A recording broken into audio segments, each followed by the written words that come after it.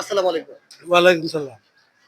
Sakura filling station pump এটি হচ্ছে মুন্সিগঞ্জ টঙ্গিবাড়ি উপজেলার আওতাধীন বালিগঞ্জ বাজার যে পাম্পটি রয়েছে সেক্ষেত্রে গতকাল দেখলাম আপনারা যে তেল দিচ্ছেন আজকে এই মুহূর্তে রোজ বৃহস্পতিবার তো সেক্ষেত্রে সকাল থেকে দেখছি পাম্প আবার পুনরায় বন্ধ হয়ে যাচ্ছে এটার কারণ একটু বলবেন প্লিজ। আমরা ডিপু থেকে যে পরিমাণ তেল সংগ্রহ করছি আমরা প্রতিটা হুন্ডার মধ্যে যত পরিমাণে পারছি এদেরকে দিয়ে দিয়েছি। এটা গতকালকে হ্যাঁ, গতকালকে। সকাল থেকে আবার পাম্প বন্ধ হয়ে যাচ্ছে আজকে সকাল থেকে আমাদের অকটেন নাই, মানে শেষ।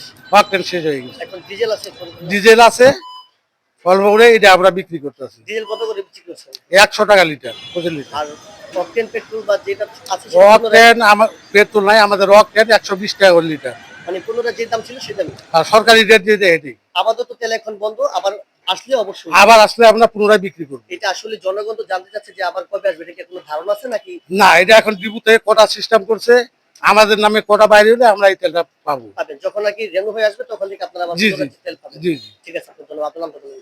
আমার নাম মোহাম্মদ সাদেকুল ইসলাম। এটা আপনি কর্তৃপক্ষের আয়ত্তাধীন ছিলেন?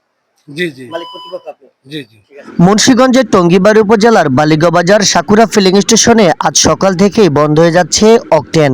তবে জ্বালানি ডিজেল চলছে আগের মতো, পুনরায় বিক্রি হচ্ছে 100 টাকা লিটার। মালিক কর্তৃপক্ষ থেকে জানা যায়, গতকাল পাম্পে অকটেন বাইক চালকদেরকে দিলেও আজ সকালে নেই কোনো পাম্পে অকটেন। এতে স্বাভাবিকভাবে ভোগান্তিত হচ্ছেন বাইক চালকরা। Sharif media online, Facebook media, Munshiganj.